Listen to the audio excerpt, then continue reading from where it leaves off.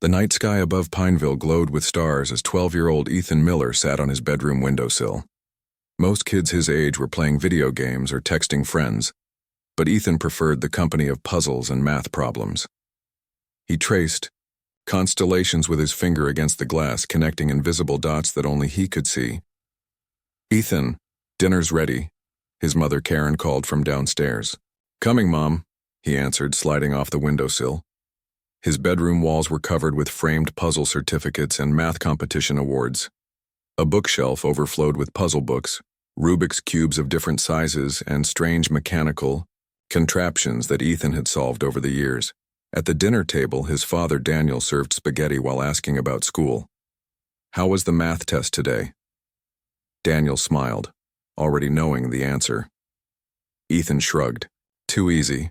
Mr. Bennett said he'd give me some college-level problems tomorrow." Karen exchanged a worried look with her husband. "Did you play with anyone at recess today?" Ethan pushed his food around the plate. "I sat with Jake and Luis, but they were talking about basketball."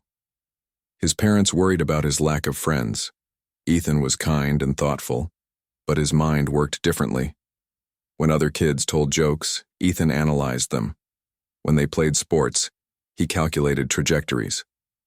He didn't mean to be different, he just was. Later that night, while Ethan slept, something streaked across the sky above Pineville. It wasn't a shooting star, but a small metallic object moving with purpose. It slowed as it approached Earth's atmosphere, its outer shell glowing red as it descended toward the forest 5 miles outside town. The impact was small, just enough to create a shallow crater. The object, roughly the size of a basketball, cooled quickly in the night air. Its smooth surface began to shift and glow with faint blue patterns that moved like water.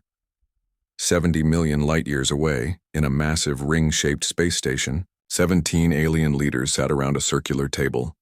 They represented the Galactic Council, a federation of advanced civilizations that had existed for over 10,000 years. High Chancellor Zex Voran, a tall figure with iridescent scales and forearms, addressed the council. "The Earth probe has landed successfully. This marks the 7th test planet in the current cycle." Council member Threlnar, a being composed of shifting metallic plates, made a sound like chimes in the wind. "I remain opposed to testing the way humans. Our observations suggest they are still too primitive and dangerously unpredictable." "The Council has voted," Zex Voran replied firmly. "All emerging species must face the same trials before contact. The humans show promise despite their youth." Council scientist Krill Dax, smaller than the others with large compound eyes, projected images of Earth above the table. "Their mathematics and physics are rudimentary, but their problem-solving approaches show unusual diversity. Some human children demonstrate abilities that even our species developed only after centuries of evolution." "That remains to be seen," Threlnar chimed doubtfully. "No species has solved the unity puzzle before formal introduction to galactic society. The humans will be no different. Then we have nothing to lose by testing them," Zex Voran concluded. "The observation protocols will continue as established." The next morning in Pineville, news spread quickly about a meteorite. Local police had cordoned off the area after early morning hikers reported the strange object. By afternoon, government vehicles lined the forest road and men in hazmat suits surrounded the crater. Ethan heard about it at school, where kids whispered excitedly between classes. "My dad says it's probably just a rock," said Jake during lunch. "But the government is there, so maybe it's radioactive or something cool." "Actually, most meteorites aren't radioactive," Ethan started to explain, but the other boys had already moved on to discussing the upcoming baseball game. That evening, the local news showed footage of the area, now completely restricted with large white tents erected around the site. The reporter stood at the forest edge. "Officials have not released any information about the object that crashed near Pineville last night, saying only that it is under scientific investigation." Local residents report seeing unusual lights in the sky before the impact. Ethan's curiosity was fully awake. After dinner, he spread a map of Pineville on his bedroom floor and marked the crash site based on the news footage. It was in Willow Creek Forest, near the old abandoned ranger station, a place he knew well, from family hikes. His mind raced with possibilities. What if it wasn't just a meteorite? What if it was something more interesting? He needed to see it for himself. After his parents went to sleep, Ethan packed his backpack with a flashlight, notebook, water bottle, and his phone. He quietly opened his window and climbed down the tree next to his room, a route he had practiced many times for stargazing. The night was cool and clear as Ethan pedaled his bike through empty streets. It took 40 minutes to reach the forest edge. He hid his bike behind bushes and continued on foot, avoiding the main path where guards might be posted. Years of exploring the forest with his father had taught Ethan all the hidden trails. He moved quietly, ducking under branches and stepping carefully over dry leaves. In the distance, he could see lights from the research camp filtering through trees. As he got closer, Ethan saw the perimeter was marked with yellow tape and guarded by men in uniform. He watched their patrol pattern for 15 minutes, noting they passed the same spot every 12 minutes. When the moment was right, he slipped under the tape during a gap in their rounds. Heart pounding, Ethan crawled through underbrush until he could see the main tent. Scientists in white coats moved around equipment he didn't recognize. In the center of their activity, visible through the tent's plastic window, was something that made Ethan freeze in wonder. The object wasn't like any meteorite he had seen in books. It was perfectly smooth and metallic, with swirling blue patterns, flowing across its surface like glowing water. As one scientist touched it, the patterns changed color and movement responding to the contact. Ethan watched, mesmerized, as the scientists took readings and talked excitedly. He couldn't hear what they were saying, but their body language showed confusion and amazement. One scientist touched the object in different places, and each time the patterns shifted but then returned to their original flow, as if rejecting the interaction.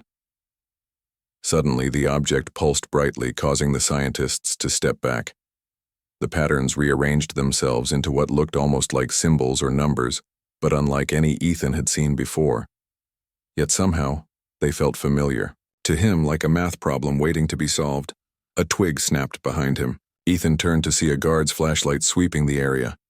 He crawled backward as quietly as possible, then ran through the forest once he was far enough away. His mind was full of the strange patterns, burning like after-images when he closed his eyes. Back home, safe in his room before dawn, Ethan quickly drew what he had seen in his notebook. The patterns seemed to follow rules, not random but purposeful.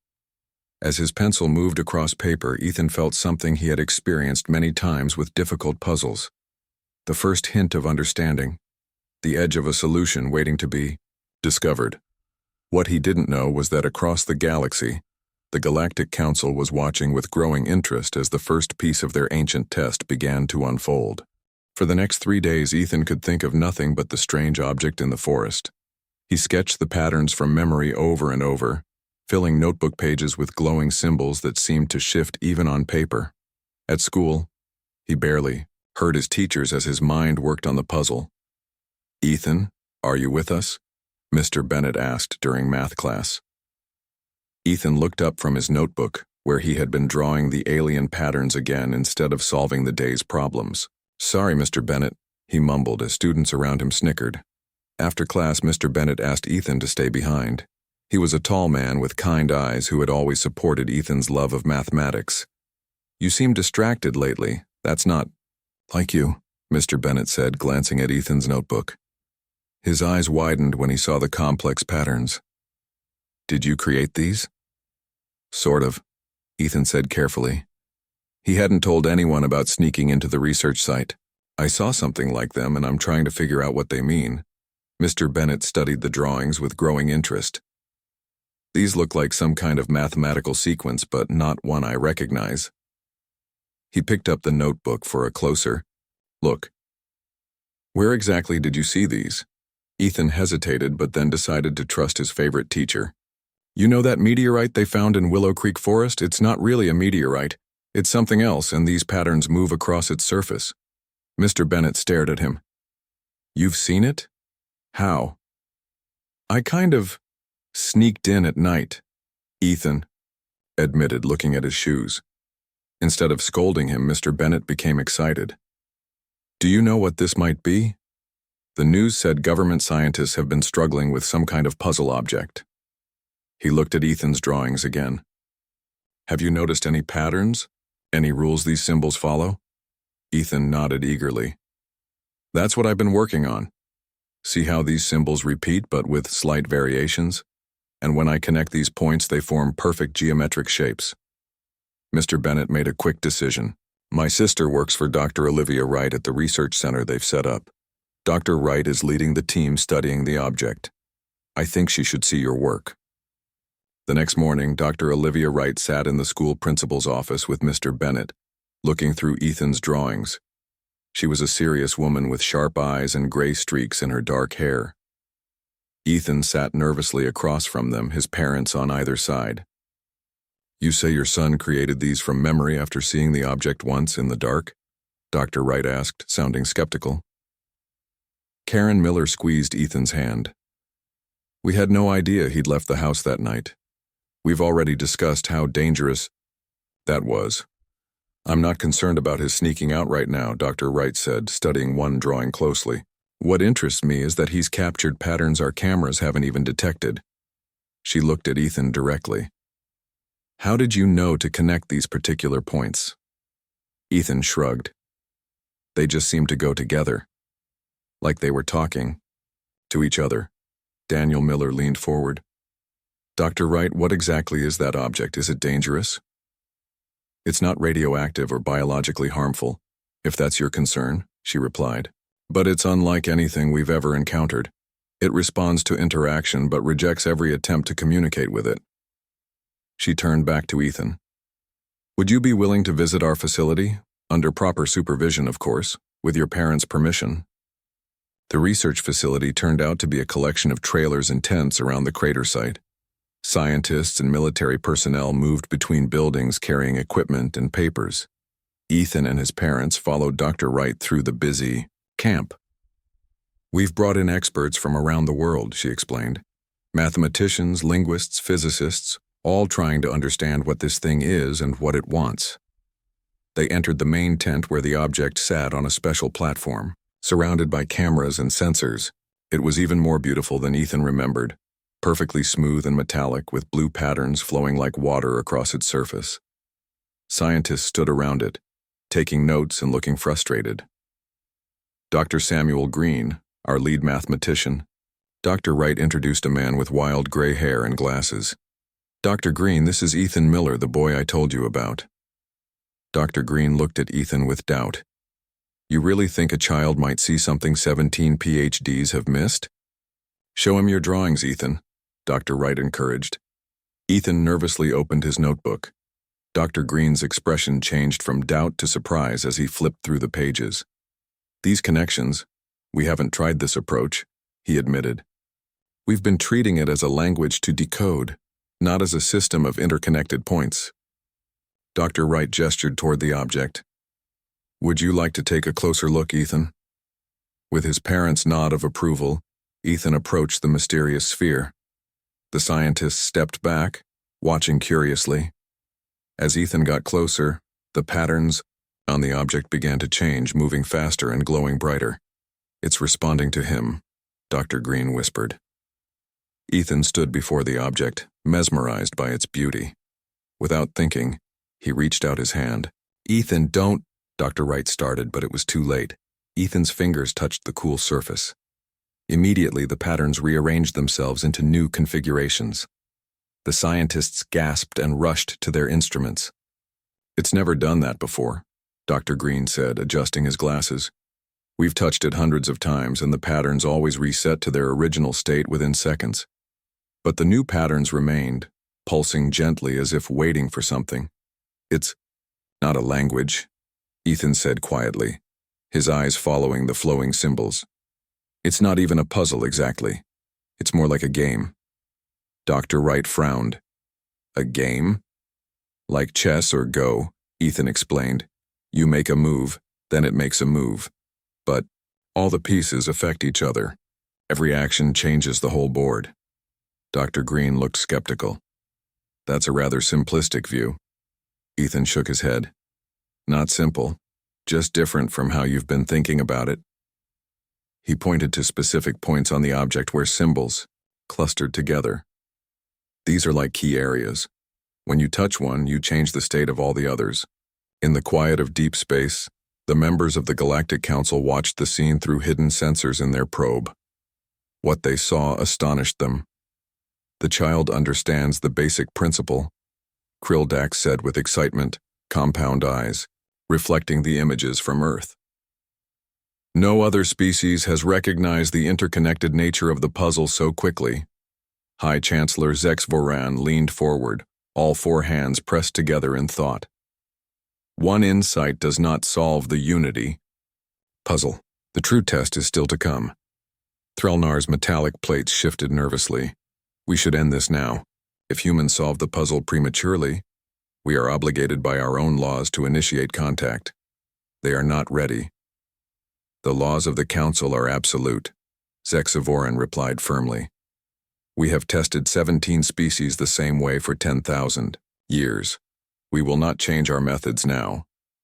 Back on Earth as the day ended, Dr. Wright reluctantly told Ethan and his parents they needed to leave.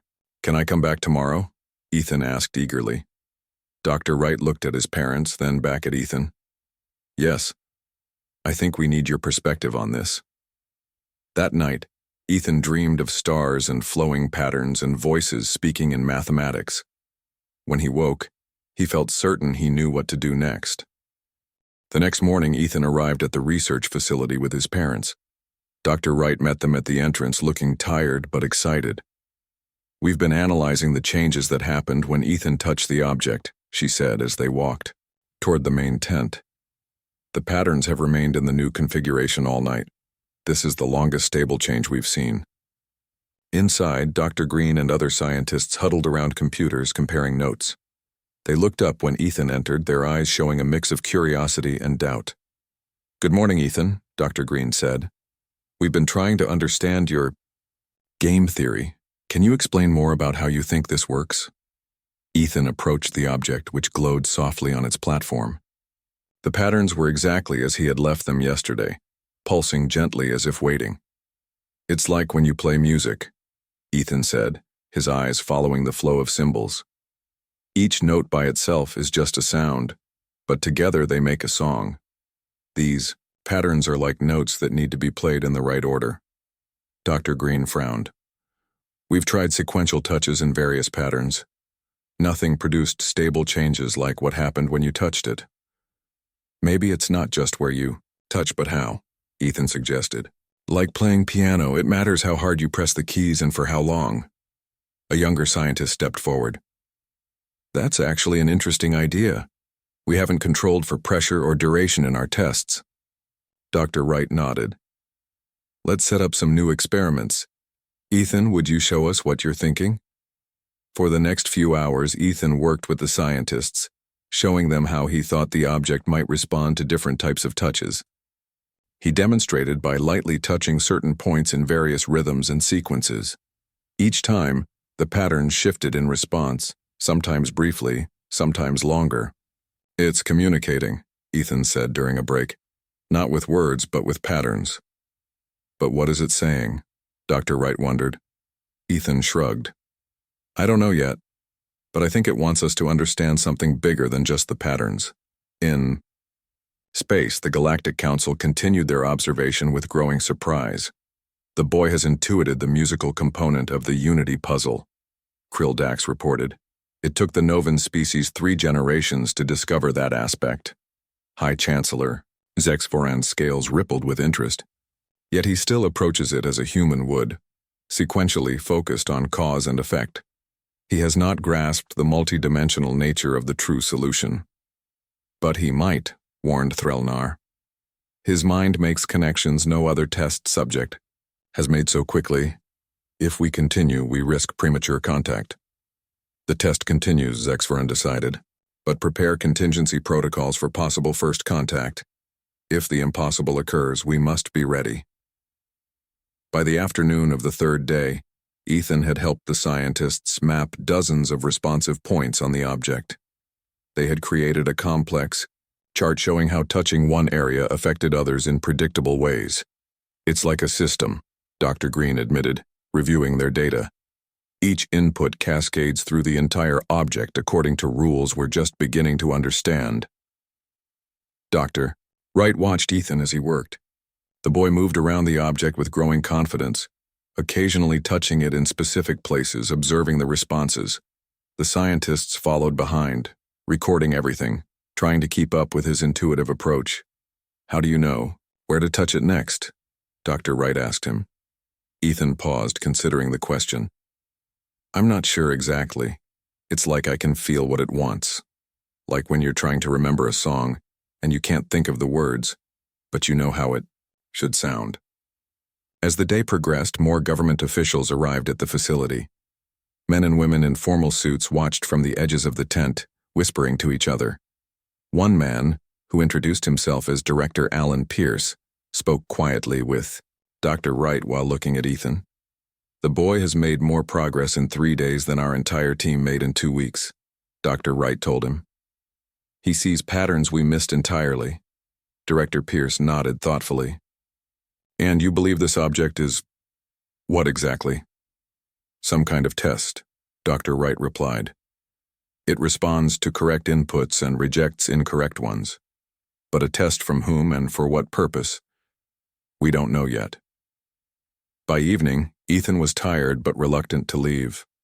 The patterns on the object had grown more complex throughout the day, shifting into configurations that seemed almost familiar to him, like a half-remembered dream. "Can I try one more thing before we go?" he asked his parents. Karen looked at her watch. "Just a few minutes, honey. You need rest."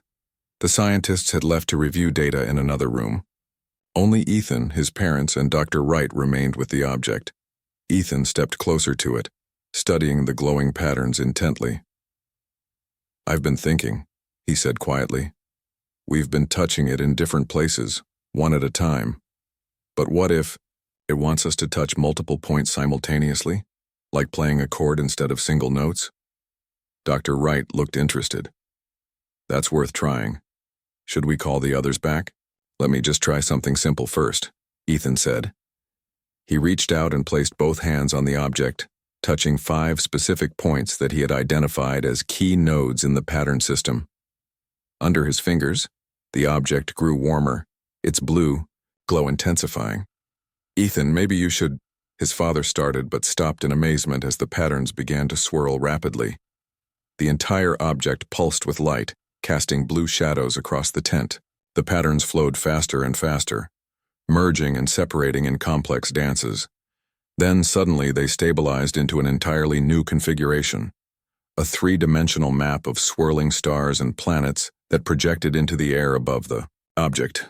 "Oh my," Dr. Wright whispered, staring at the holographic display. In the projected map, one small point of light pulsed with a different rhythm than the others. Ethan somehow knew it represented Earth. "I think," he said slowly, "this is a map of the galaxy. And this," he pointed to the pulsing light, "is us." In the council chamber, alarms sounded as monitoring systems registered the breakthrough. The 17 leaders watched in stunned silence as the human child triggered the completion sequence of the Unity puzzle. "Impossible," Threlnar chimed in shock. "The test has never been completed this quickly." Krildax's compound eyes widened. "Not only has he solved it, but he's done so through intuition rather than calculation. None of our predictive models accounted for this approach." High Chancellor Zexavorin stood, towering over the table. "The laws of the Council are clear. When a species solves the Unity puzzle, first contact must be initiated." All 4 of his hands performed the formal gesture of acceptance. "Prepare Ambassador Velicor for immediate departure to Earth. The human child has earned the right of introduction for his entire species." Threlnar's metallic plates rattled in distress. "Chancellor, I implore you to reconsider. The humans are not ready for galactic society.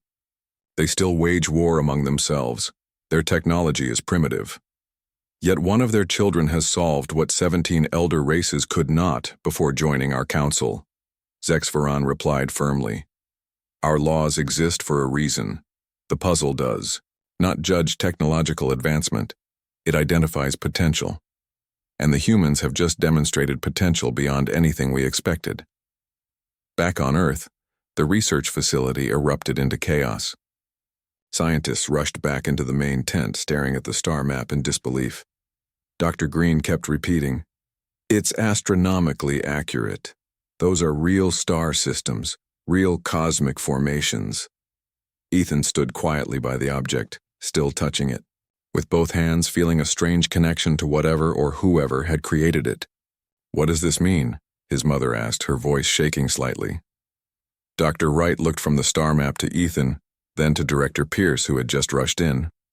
"I think," she said carefully, "it means we're not alone, and someone out there has been waiting for us to solve their puzzle." What no one on Earth yet realized was that solving the puzzle had triggered more than just a map display. Deep within the object, a signal had activated, broadcasting across the galaxy. The message was simple: Earth was ready. News of the star map spread quickly. Within hours, the small research facility was overwhelmed with government officials, military personnel, and scientists from around the world. Ethan and his parents were moved to a private trailer where they waited as important people held urgent meetings. "Am I in trouble?" Ethan asked his parents. He sat on a small couch looking worried. Karen hugged him close. "No, honey. You did something amazing. They just need to figure out what it all means." Daniel paced the small space, occasionally peeking through the window blinds at the activity outside. "I just wish they'd tell us something. It's been 3 hours." Finally, Dr. Wright arrived with Director Pierce and several officials in military uniforms. Their faces were serious but not angry. "Ethan," Dr. Wright said, sitting across from him, "can you tell us exactly what you were thinking when you placed both hands on the object? How did you know which points to touch?" Ethan shrugged. "I just felt it was right. The pattern showed me where to put my hands. It's hard to explain." Director Pierce leaned forward. "Young man, what you've done is extraordinary. The map you activated shows star systems we've only recently discovered, plus many we didn't know existed. It's astronomically accurate down to the smallest detail." A woman in an Air Force uniform spoke next. "We need to know if you received any message or communication from the object. Did it put thoughts in your head? Tell you anything?" "No." Ethan shook his head. "It doesn't talk with words. It talks with patterns and feelings. Like music without sound." He paused, thinking. "But I do think it was made to find someone who could understand it. Like a message in a bottle." The adults exchanged glances. "And now that bottle has been opened," Dr. Wright said quietly. Over the next 24 hours, the research facility transformed into a high-security compound. Additional military forces arrived, setting up a perimeter around the entire forest. World leaders held emergency meetings. News channels reported on the mysterious astronomical discovery near Pineville. Careful to avoid mentioning the alien object, or Ethan and his parents were asked to remain at the facility. They were given a larger trailer with comfortable beds and regular meals, but they couldn't leave or contact anyone outside. Dr. Wright visited often, keeping them updated on what she could share. "The object is still projecting the star map," she told them on the second morning. "Our astronomers are cataloging everything. They say it's like getting 100 years of astronomical research in one day." "Has anyone figured out who sent it?" Daniel asked. Dr. Wright hesitated. "Not officially, but the evidence suggests it's not from Earth." Karen gasped softly. "You mean it's actually alien? Like from another planet?" "We believe so," Dr. Wright nodded. "And the map suggests they might be very far away. But distance might not matter to them the way it does to us." That afternoon, Ethan was allowed to return to the main tent, where the object continued to glow, projecting its map of stars. Scientists worked around it, taking measurements and photographs. They nodded respectfully to Ethan as he entered with Dr. Wright. "The boy who solved the puzzle," one whispered to another. Ethan approached the object slowly. The patterns on its surface had changed again, flowing in new rhythms. Within the projected map, the light representing Earth pulsed stronger than before. "Something's different," Ethan said, studying the map. "See how this area is brighter now?" He pointed to a distant cluster of stars. Dr. Green, who had been taking notes, looked up sharply. That region wasn't highlighted yesterday. Suddenly, all the screens and instruments in the tent began beeping and flashing with alerts. Scientists rushed to their equipment, calling out readings. Massive energy spike detected in the upper atmosphere. Radiation. Levels increasing but not dangerous. Some kind of distortion forming directly above our location. Director Pierce grabbed a phone, shouting orders for satellite confirmation. Outside, the sound of helicopter rotors and vehicle engines filled the air as military forces mobilized. Dr. Wright gently but firmly pulled Ethan back from the object. "I think we should step outside for a moment." They exited the tent to find everyone staring up at the sky. Above the forest, visible even in daylight, a circle of swirling blue energy had appeared. It looked like a whirlpool in the air, growing, larger by the second. "What is that?" Karen whispered, gripping her husband's hand. "I think," Ethan said slowly, "they're coming to say hello." In space, Ambassador Velacor's ship approached Earth. Unlike the massive vessels used for colonization or trade, her diplomatic craft was small and elegant, designed to cause minimal disruption upon arrival. She stood on the bridge, reviewing the file on humanity one last time. "Such a young species," she murmured to herself. Her silver skin rippled with iridescent patterns expressing her mixed emotions. And yet one of their children solved the unity puzzle through pure intuition. Her assistant, a younger member of her species, approached respectfully. "The transit aperture is forming now, Ambassador. Earth's primitive detection systems have noticed our approach." "As expected," Velacor nodded. "Are the translation systems prepared? Have we analyzed enough of their languages?" "Yes, Ambassador. We can communicate in all major Earth languages. Their dominant global language, English, has been prioritized." Velacor took a deep breath, a gesture she had practiced knowing it would appear familiar to humans. "Begin descent. Remember our protocols for first contact with developing worlds. Minimal display of technology, no sudden movements. Express peaceful intentions immediately." On Earth, military jets circled the growing energy vortex, but kept their distance. Soldiers formed defensive positions around the research facility, their weapons ready but not yet aimed skyward. Government officials huddled with scientists, trying to decide whether to attempt communication or prepare for the worst. In the confusion, Ethan slipped away from Dr. Wright. He walked calmly through the camp, past distracted guards and busy officials, until he stood in the open area directly beneath the swirling energy in the sky. His parents noticed him missing and ran after him, calling his name. "Ethan, come back," his mother cried. But Ethan stood still, looking upward with wonder rather than fear. The blue energy began to condense, forming a narrow beam that extended down toward the ground. Within this beam, a small, sleek object began to descend. Soldiers raised their weapons. Someone shouted orders. Director Pierce ran forward, waving his arms, telling everyone to hold their fire. The vessel, for it was clearly some kind of ship, was about the size of a small bus, with a smooth silver surface that reminded Ethan of the puzzle object. It descended silently until it hovered just a few feet above the ground. Then a door appeared in its side, sliding open to reveal a soft light from within. Everyone held their breath. Even the birds and insects of the forest had gone silent. Figure appeared in the doorway. It was tall and slender, with 4 arms and silvery skin that rippled with subtle patterns of light.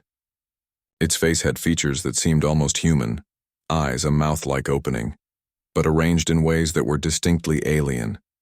It wore a simple garment that shifted colors like oil on water. The alien stepped gracefully from the ship and stood before the assembled humans. For a long moment, no one moved or spoke. Then the alien raised all 4 of its hands in what was clearly a peaceful gesture and addressed them in perfect English. "People of Earth, I am Ambassador Velacor of the Galactic Council.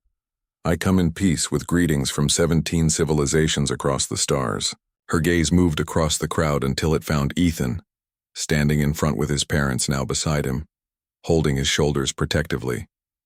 The ambassador took a step forward, and to everyone's surprise, knelt down to Ethan's level.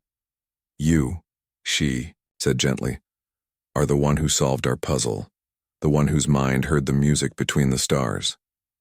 The world changed forever in that moment, as a boy from Pineville met the eyes of a being from another world, and somehow wasn't afraid at, 3 months passed since the day Ambassador Velocore stepped out of her ship and greeted Earth.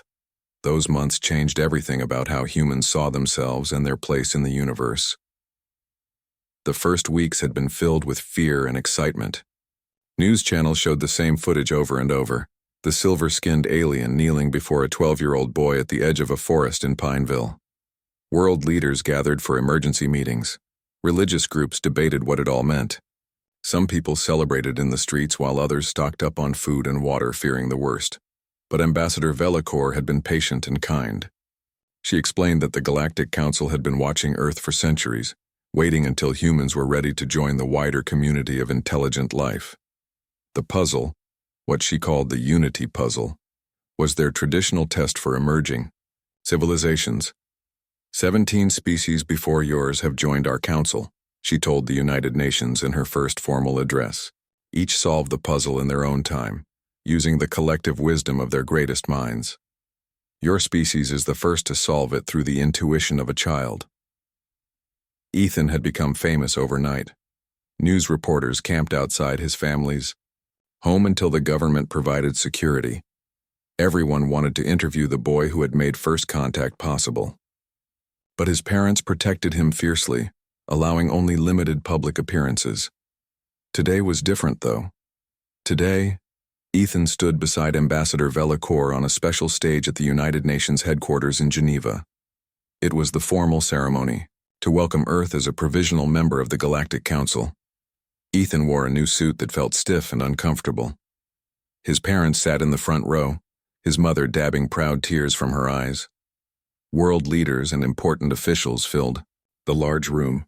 Cameras broadcast the event to billions of people watching around the planet. "Are you nervous?" Ambassador Velocore asked Ethan quietly, as they waited for the ceremony to begin. "A little," he admitted. "That's a lot of people."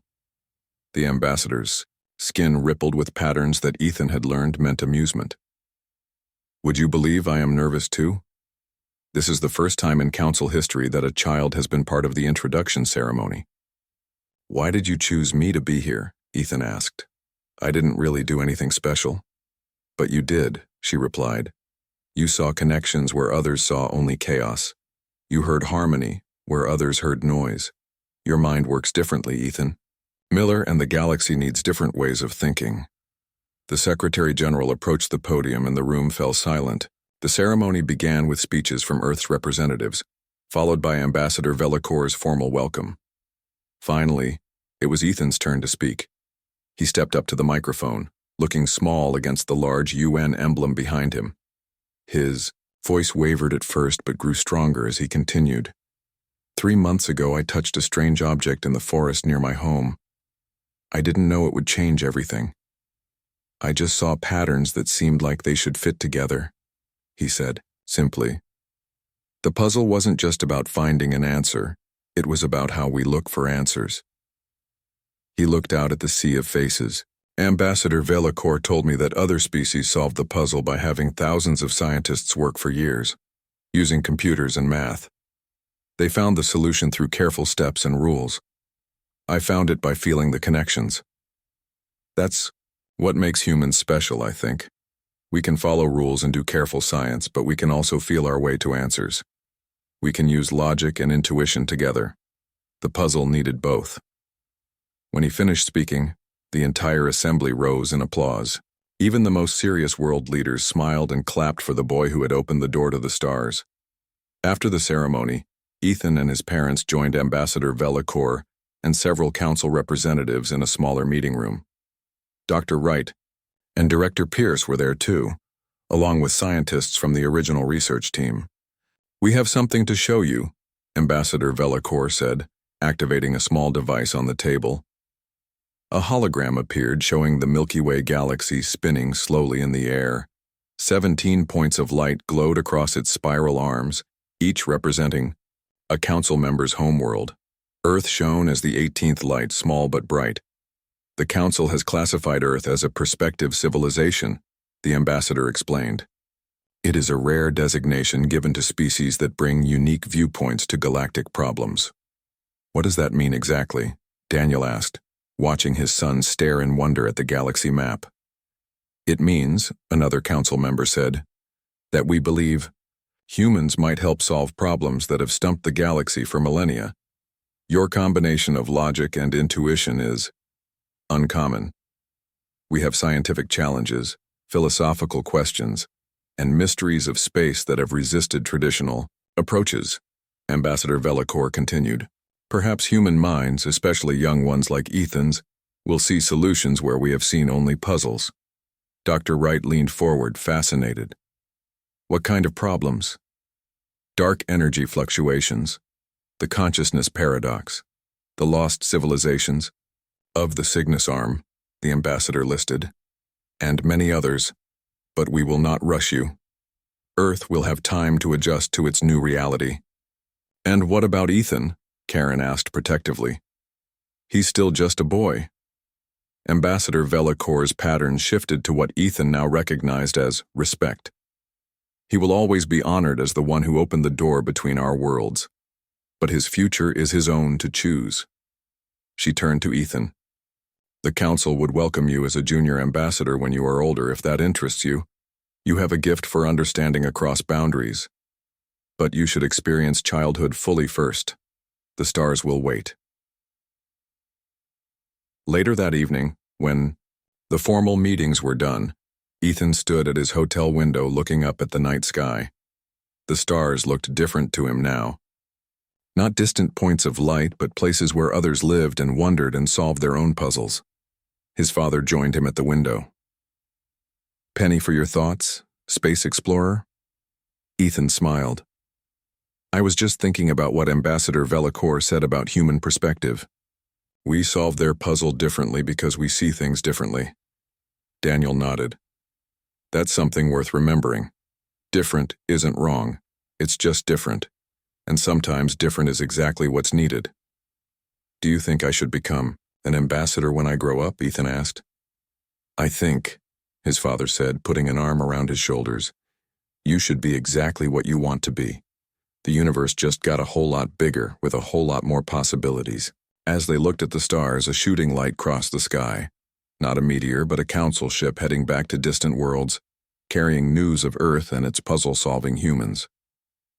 In the council chambers, High Chancellor Zex Voren added a new record to their ancient archives, writing, sometimes the greatest wisdom comes from those who haven't yet learned what's impossible. The galaxy had changed, all because a boy saw patterns that others missed. And somewhere out there, new puzzles waited for new perspectives.